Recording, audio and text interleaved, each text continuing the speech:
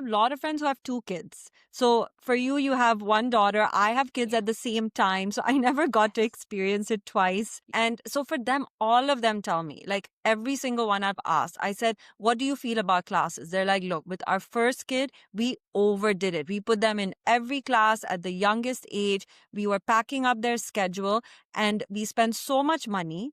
And trust me, for our second kid, we haven't done anything till about 4 or 5 years because we realized that anyways, if we want them to learn a skill, they'll be able to actually catch on to it only post 5 years of age. Everything before is just helping them do free play. And actually there are studies that come out, like UNICEF had a report that said emphasize free play till 6 for motor development. Until then, that's all that's needed. So I feel like if you as a parent can just get them to move around at home, take them down, that is actually more than enough for them.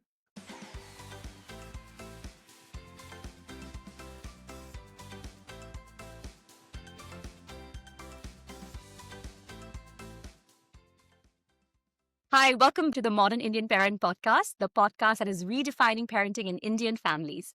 I'm Rini Gupta. I'm a pediatric sleep consultant. And I'm Sanchita Daswani, a pediatric nutritionist, and we are the co-hosts of this podcast. Are you a parent who's wondering if you should start classes with your baby? When is the right time? How many classes should they do? Which classes should you choose? Well, I want to tell you, you're not alone.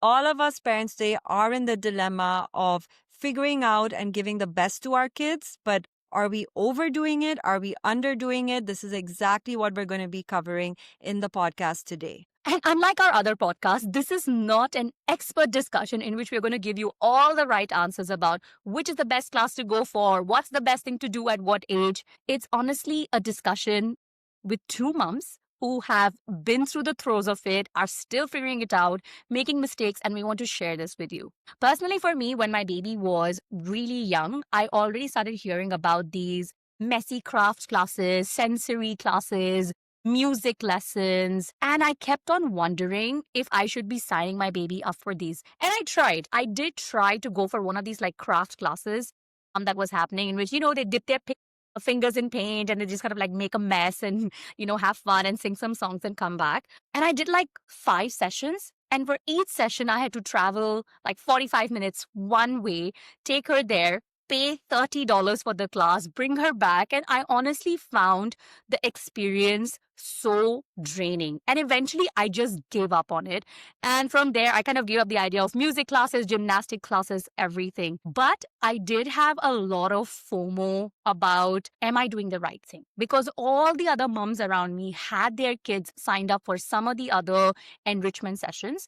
So Sanchita, you have 7-year-old twins and they just had their birthday. I mean, you have seen it all, right? And you're so ahead in this journey. In your experience, or in your opinion, what is the right time, age to start these classes? Do we really have to do it at 6 months? Yeah, so I feel from my experience, especially if you're looking at kids under 1 year of age, for them, they're going through so many milestones. So I feel as parents, our goal is to really make sure we support them during these milestones. So I remember that, yes, once the baby turns 6 months, all these classes show up, right? These music classes. And there's a company here called My Gym. So there's always a gym class, which gets the child moving. So I actually didn't start it till 1 year of age with My Gym. But can I tell you something? In terms of these classes for babies, I do feel like I wish I had done My Gym at 6 months. And I'll tell you why. Because if you live in Asia, especially like in Hong Kong or Singapore, the places are very small. So there's only limited movement our kids get. And when they're learning to sit, they're learning to crawl, they're learning to walk. They need that practice. And I just felt at home, my kids weren't getting it as much. So those classes really, the My Gym classes really helped them have that 1 hour of where they were really working on pushing those skills a bit. And I feel like it really depends on the situation you're in terms of your time as well. Like so many parents are working. So for them, they don't have time to focus on getting these things done. So having a class that helps you out to make sure that your child is progressing with their milestones, I think it's quite helpful. Honestly, the music stuff is really if you feel you're baby really loves music. But I never did that because I was like, I'm playing music at home all the time. My kids are fine and they're enjoying it. I didn't need a class for them to listen to other music or like bang things on the wall because they were doing that at home already. So I really felt movement was important in the first year. So I felt the My Gym class was good. But even if you just, because I know that the world today, there's so much pollution, it's so difficult to get outside. So it's hard to take our kids down and get them to run around. So sometimes these classes do help. Yeah, I mean, I get where you're coming from, especially with the whole aspect of if taking them outdoors is not always an option, then you can try like more indoor activities. I have a slightly different perspective from it. I felt like, for example, the craft classes that I went to, I like that I went for a couple of sessions so that I could learn from the experts and I could learn that, like, okay, what are the kind of songs they are singing? What are the kind of activities they are doing? But I realized that it wasn't anything like so special that you need to spend so much money and time on because these classes are not cheap. Like it's not something that is priced anything less than like $20 to $30 a session. And I was like, okay, I'm gonna go there and I'm gonna learn what they are doing, and then I'm gonna try to do those things at home with my child, right? Like, what are the kind of movements that I need to encourage? What are the kind of things I'm going to do? And I felt like it yielded better results. Like recently, I did that for swim lessons. Like I enrolled my child into swim lessons. And we dropped out after like 4 or 5 sessions because firstly, my kid was just like the kind of comfort level they have to be able to practice things and do things with the parent is just not the same that they will get from a coach, especially when they are young, right? But we saw the kind of skills that the coach was trying to teach, and now we are putting in that time to teach that skill, right? So I think there is definitely merit in having these classes, but I don't think any parent needs to feel that, oh my God, I'm like majorly missing out or I'm holding back my kid in any way by not enrolling in these classes. Yeah, because I have a lot of friends who have two kids. So for you, you have one daughter. I have kids at the same time. So I never got to experience it twice. And so for them, all of them tell me, like every single one I've asked, I said, what do you feel about classes? They're like, look, with our first kid, we overdid it. We put them in every class at the youngest age. We were packing up their schedule and we spent so much money. And trust me, for our second kid, we haven't done anything till about 4 or 5 years because we realize that, anyways, if we want them to learn a skill, it will they'll be able to actually catch on to it only post 5 years of age. Everything before is just helping them do free play. And actually, there are studies that come out, like UNICEF had a report that said emphasize free play till 6 for motor development. Until then, that's all that's needed. So I feel like if you as a parent can just get them to move around at home, take them down, that is actually more than enough for them. Yep, I get you, especially that scheduling part. I once had this consultation with a client who said that, like, okay, Dini, I need your help to design my child's schedule. But listen, on Mondays at like 11 o'clock, I have the mommy and me class. And then on Wednesdays, I have to go for the swimming lesson in the evening at 5. And then on Thursdays, I have this. And on Saturdays, I have this. Can you please take note of all of these timings and then design the schedule? I give her a super professional response, of course, to her. But in my head, I was thinking, chhod de behen, it's okay. Don't don't stress about. And her child was 14 months old. 14 months old. They're already in this age, where you're kind of like to figure out that, are you going to be on a 2 nap schedule or going to be on a 1 nap schedule? And I realized that if I were to design a schedule for a baby like this, you would be heavily compromising their sleep.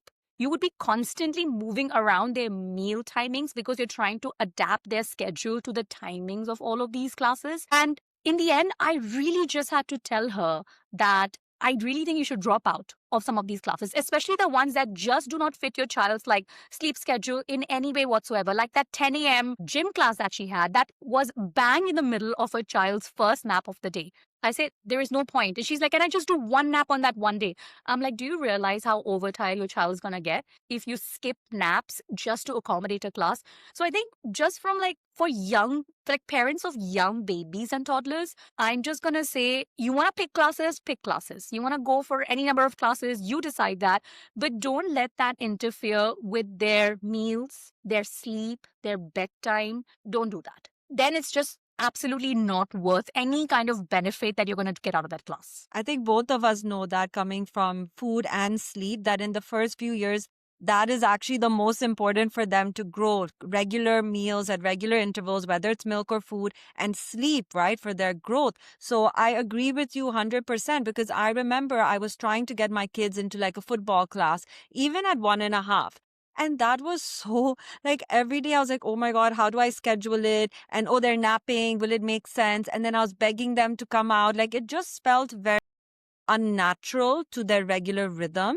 And Rini, both of us have spoken to many coaches who work on brain development for kids and in terms of milestones. And all of them actually, their very simple answer are different activities to do at home. Get that free play movement, get that outdoor movement. There was even another study that said that 90 minutes of outdoor play actually boosts brain development. So these are simple things. It doesn't need to get complicated, as you said. And I remember I used to take my kids so much to the park when they were younger. And now that they're older, because I have all these classes, I don't have as much time for that free play. And I saw them grow a lot from that movement, just that free movement. Yeah, I'm with you on that. I think like just having unstructured play where you can just decide that like, okay, today we're going to go to this playground. Today we're just going to go here. Today we're just going to do an art activity. Today we're just going to do a dance party at home. I feel having that kind of flexibility I honestly really love it because my kid is 4.5 now.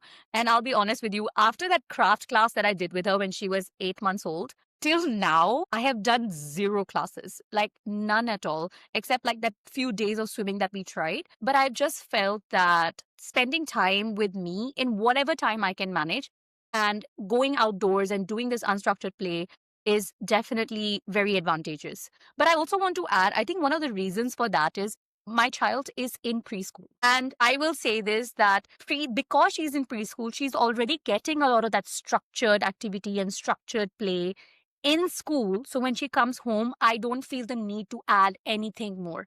But if you have a child who's 100% at home, a 3, 4, 5 year old, maybe you only have like no preschool, then I do see the merit in sending the kid out to learn something new that you probably cannot teach at home, or you probably don't have the bandwidth or time to teach at home. So I do get it. I think this thing that I'm saying that like, oh, I have no classes, I don't want to put myself on a high ground is because my kid is in preschool. Like, I cannot deny that. Yeah, yeah.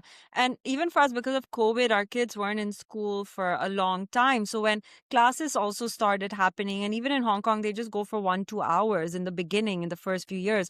So for us also, for a mom at home, like I'm not an outdoorsy person. I am not someone who's sporty. So I felt I needed to delegate it to someone else.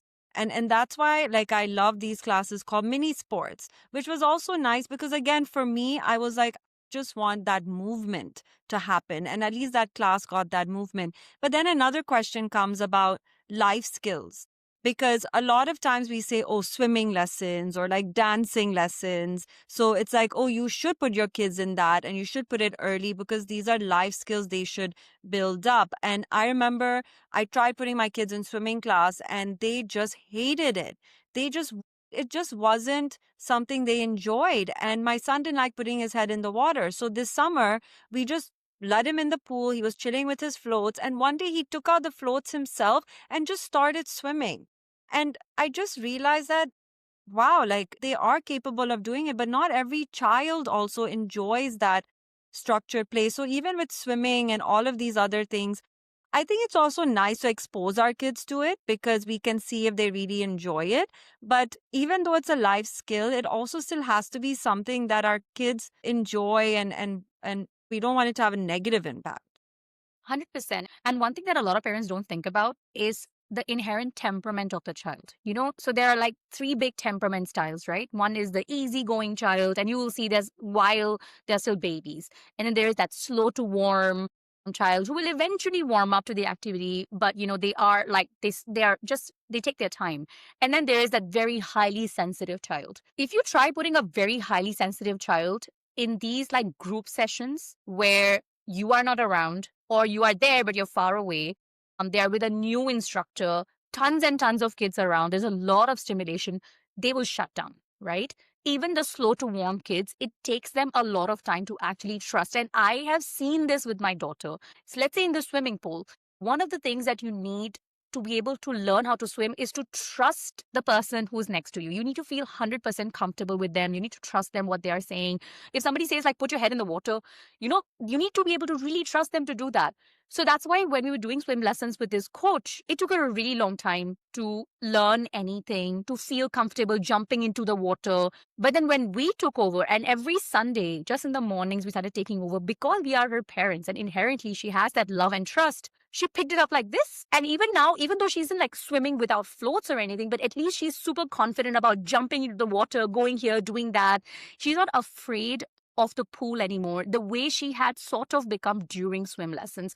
So I think temperament also matters. So if your child is like inherently easygoing, mingles very nicely with everybody, doesn't mind like talking to new people, then I think your child might actually thrive in classes. If your child is inherently a little bit more, I'm going to put it in quotes, shy, okay? Because I don't think children are shy. Sometimes it's just slow to warm. Sometimes it's just sensitive and get easily overwhelmed. If you have a child like that, then maybe classes or delaying them until they're older might actually be a better idea. Yeah, and someone told me this recently, and I found it so interesting because when it comes to choosing the classes for our kids, a lot of times, like for me, I'd be like, they're not good in math or the school doesn't have good math classes. So I need to put them in that so they get better. But what if we switch it and think, okay, like I noticed my daughter's a really good artist. And I said, what if we actually put her in classes so she can further that skill? Or if you notice your child is dancing all day and is enjoying music, what if we put them in a class to get advance that skill? Because right now it's in a very free movement, which is nice, but putting them in that can actually help them get better. But then you also have to see once they're in that structured, are they okay with it in that way as well? And you're so right. It depends on the personality. I have friends who tell me they have only one kid and they're like, our one kid is at home. We are working. If we don't put him in a class, he's just going to get antsy all day and just want to be on the screens. Putting them in classes actually keeps his mind going. He's excited. He likes that. So you're right. It really depends on the child as well. But I do feel like it is beneficial, at least post 2, 3 years of age, if they're not in like full day school, to start exploring some classes. Because it's nice. It's cute also to see our kids engaging and doing these different things and seeing if they actually pique that interest, because that also can help them really excel in life. Yeah, I think like the key statement there is post 2 to 3 years of age, because before that, they are honestly not even aware of their peers. They have zero attention span. Just want to be with their parent, which you can just do at home. I don't need to pay like money to go and travel for my kid to just be stuck to me and playing with me. Just, I'll say, because I'm liking my research points because I love them. But in 2024, there was a study that came out that shows at 4 to 5 is when kids start showing curiosity and real social interest. So up till then, they're really just doing their own thing and just figuring the world out. But yeah, it is more the later age. But what about kids who I feel are like overly scheduled? Okay. I feel that that also has its like demerits. Okay. So, for example, there's a kid who is in art class and then swimming class and there's gymnastics class and there is math tuition and then there's this and there's football class. What happens to those kids when you just let them be? When you just say, okay, now you just are at home, there's no class Yeah. today. What happens to those kids then? Yeah, so again, I have so many friends who have 2 kids, and they've told me this exact thing, that they started classes very early. So they had swimming and sports and all of these classes, gymnastics. And now their child is 6 or 7 years old. And when they're at home on a Saturday and there's no plans, the child doesn't know what to do. And the reason they don't know what to do is because they're used to someone instructing what to do in their free time. So they will only be able to do things like Lego because there's instructions to it. But if you give them a set of magnet tiles, they're like, but what am I supposed to make? How am I supposed to do it? Like no one's telling me what to do. So and that really misses out on a crucial part of the brain development, which is the, creative part of it. So The that imaginative also, part. their imaginative part. So that they've realized is what is missing compared to their younger kids who can like be at home and just have fun and just make up stories. Like this happened with my kids. I felt there was a period for 1 year where I had a class every single day for them. And then this semester, I was like, I'm stopping all of it and I'm only doing like one class. And then the free time, like it's so cool. Like my son will just go in the room and he'll read for like 2 hours with his book. That's it. My daughter will take out like her dolls, or she'll be like, I want to draw. And there's this app I love called Simply Draw, which we just started with. And she will make the most beautiful things. So I feel like because I didn't start so early, they had a lot of free time. It really helps them adapt to different situations. And I see it every day. And my son told me, he's like, I want to chill at home. What don't you understand? So, like, obviously, once they're older, they're very clear. And even with the classes, they were like, we love tennis. We are done with football. And I'm like, but you're so good at it. You've been doing it for 2, 3 years. And all my friends keep telling me, they're like, wow, Sahana's so good at football. You should continue. And I'm like, but she's saying she's done. She won these medals in gymnastics, but she's like, I'm done. So then the other question comes to me, which I love to know what you think is, how much do we push them if I feel they're excelling? Or how much do I just let it be? Because at the end of the day, they are kids. Do they really know what's best for them? You know, I get where you're coming from, and I think this is something that I can speak from my own experience. Is I feel our job as parents is for us to expose our kids to everything, right? Give them enough exposure, let them try out something for a couple of months at least. Don't let them quit after like 1 or 2 sessions, because then they have not really had the time to actually for it to sink in, for them to understand whether or not this is something that they really like. But once they have had their experience, once they have understood what it's about, then it's up to them to decide what is it that they really like and what is the thing that they really want to stick with. And if they say that they're done with something, I am a like proponent that we should trust them with it. If you feel that it maybe it's time to actually just try something else, and it's possible you may try like a couple of other sports, and then eventually they say that like, hey, actually, you know what, I really liked football, so can we just go back to football? That might happen as well, but I think it's good to just trust them, and so that at the end of the day, they need to be happy, right? Of course, there is this whole thing about that, like, oh, you need to excel, you need to work hard. But for these kind of things, isn't it necessary that a child, when they're walking into the ground, even though they're like groaning about it, but eventually you can see that they're happy on the field. Once they're on the field, if they're happy on the field, then I think it's good. If that's not the case, then it's okay to pull them out. And it's so much easier for me now because they're like, Sana's like, I want to go for yoga. So I signed her up again after break. And like, she just goes. I mean, do you know what I mean? Like, it's Yeah. not a battle. It's not like, please wear your shoes and all of that. The only thing is like, I know some parents are a bit strict. And like, for example, we are a very spiritual family. So for my husband, it's a non-negotiable that they go for those spiritual classes. And sometimes my kids want to go and sometimes they don't. So I think also for you as a family, you need to see what's important. But he's like, I don't care about cricket and this, as long as they're doing one sport and they're happy with that. So they love tennis and they love to go and they talk about it all the time. But then the other ones, I'm like, okay. And there's this dietitian who I really love, Rujita Devekar. She was Kareena Kapoor and Alia's dietitian. She actually has a book on kids.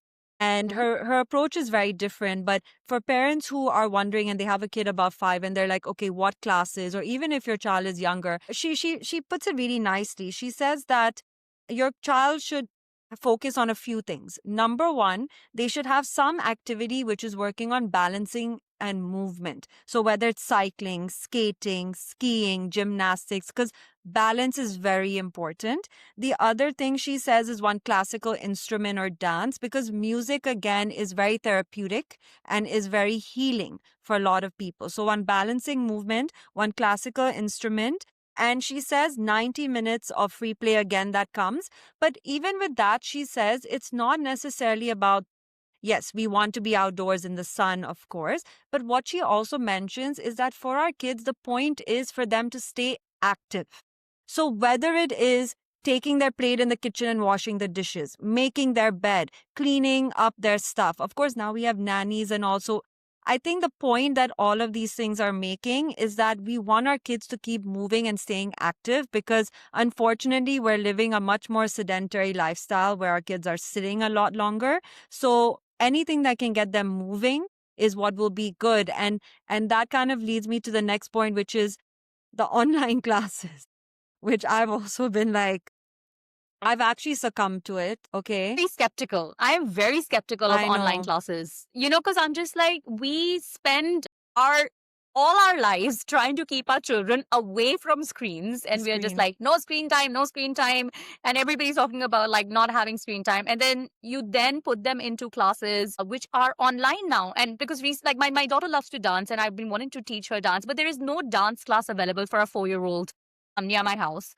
So I got the suggestion of this like there's this like dancer who teaches dances in India, and then you can do online classes. And I'm like, but do I really want to do that? Does it actually serve the purpose of my child learning something, or is it just more stimulation or negative impacts of the screen? So, in your opinion, now that your children are in online classes, what do you think? Is it effective? Is it like a yay or a nay, according to you? Being in Asia, this whole tutoring culture is very, very big. All of the kids have grown up going for tuitions, and at that time, you'd go to the center. So, a lot of times we do these online classes, honestly, because the tutoring centers are way too expensive. So, number one, it comes out should you do it or not? Honestly, I feel they're not needed, and especially in the first few years, because we should prioritize play over studies any day in these early ages. So I don't agree with the tutoring culture.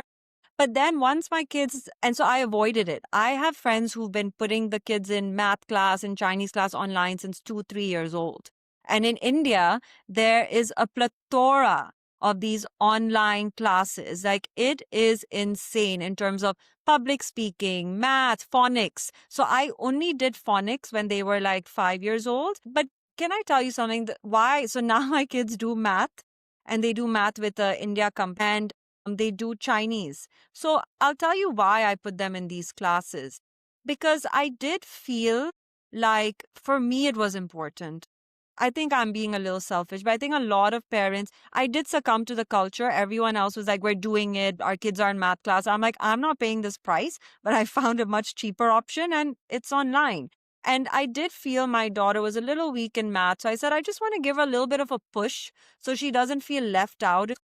And for me, language is very important. And my kids are obsessed with that class. So I feel like if your child is lacking in something and maybe struggling a bit, the online classes are much more reasonable and it actually can help. Like I've seen like that day my daughter came and she counted the coins and she was able to tell me the total. And now my kids are actually speaking in Chinese. I didn't hear them speak in Chinese for the last 7 years till they started this class. So I think tutoring, it's really not mandatory, but it kind of naturally happened. But can I tell you, every time my kids have an online class, they can't fall asleep. Compared to the day they have dance class, they pass out like this I because was there's no waiting movement.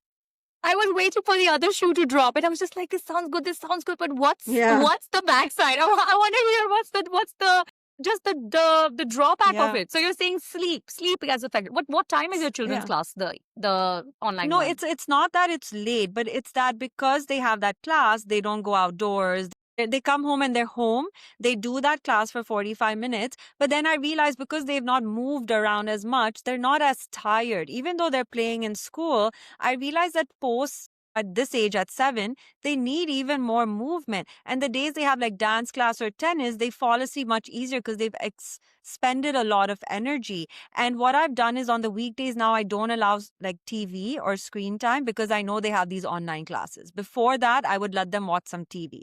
But now, like, I try to balance that out. But yeah, I see the clear difference in those days. I get it. So it's like it's basically when you give them something, let's say you're teaching them this language, then it takes away from something else. I feel like maybe a good solution, if you can arrange it, would be to have it on like the weekends, because let's say if they have the whole day to like play or anything. So if you have like a morning class on the weekend, then you can get away with it. But I like that it's encouraging to know that an online class can still lead to effective retention and effective learning, because that is what I was scared of, that my kid is just going to be like, looking here and there, not absorbing anything. I would need to sit with her and like teach her everything anyways. So then I wasn't kind of like thinking about it. But maybe that's something I can consider now, because I feel it's not just cost effective, but it also saves that travel time. Like traveling is so annoying when you do travel like 30, 40 minutes one way. waste so much time. And if you can just get something done online, it's like how I do my personal training for weights. I do it online because I don't want to travel to the gym. You know what, Sanjita, and honestly, when you said that maybe I'm just being selfish, it just made me feel that why do you feel that way? You know, as a mom, you are doing your very best. You don't know Chinese, so that even if you wanted to, you couldn't teach your kids Chinese. It's possible that you don't always have the time and the bandwidth. And if you need to rely on support, if you need to pay for external help to help out your kids in any of these way, I don't think that is selfish. If anything, you're doing a freaking fantastic job, you know, because I'm sure these classes didn't just like land up in your lap. You went and researched them. You find the right options. You wanted to make sure that your your children are getting the right guidance. You did all that work. I don't think that that is selfish in any regard. So I think just take that weight off your shoulders. You're doing fantastic. And I think this is the case with all mums, because just today I was just thinking that there are so many hands-on dads nowadays, right? Like dads who are changing diapers, dads who are cooking, dads who are taking them to classes. But there is no such thing as a hands-on mom. And you know why? Because saying hands-on mom is like saying hot fire or wet Yeah. water. It's silly because every mom is a hands-on mom. Right? Because fire is always going to be hot, water is always going to be wet, and mother is always going to be hands on. So Yeah. I think just get rid of that guilt. You're doing great. And I think that's what I want to tell every mom who is listening to this episode. No matter what class you choose, if you choose to send them, if you don't choose to send them and you want to keep them at home, don't feel guilty about any of your decisions, because I know for a fact that you are probably making the best choice in your circumstances. And if you have any other questions, you can drop them in the comments. We can have a conversation about this with the audience. And yeah, just share this episode with your partner if this is something that you guys discuss about at home and you want to have another opinion from two other moms who have seemed a bit further on in life. Anything else, Sanjita, you want to tell them before we end of this episode? Yeah, I think exactly what you said about feeling selfish. I think sometimes as parents in the afternoon, we choose to send them to classes. So sometimes we feel bad that why aren't we doing it ourselves, or why aren't we spending that time to teach our kids or spending time with them. And I know that because I do work full time now, I have to kind of delegate some of it. So I think that that mom guilt always creeps in. But exactly, you're right. Like, I don't know Chinese. So it's as simple as that. Like, sometimes you got to delegate as a mom. And again, we are all doing our best. Sounds amazing. So yeah, I hope you enjoyed this episode. We'll catch you in the next one. And it was so wonderful being with you here. Bye-bye. Bye.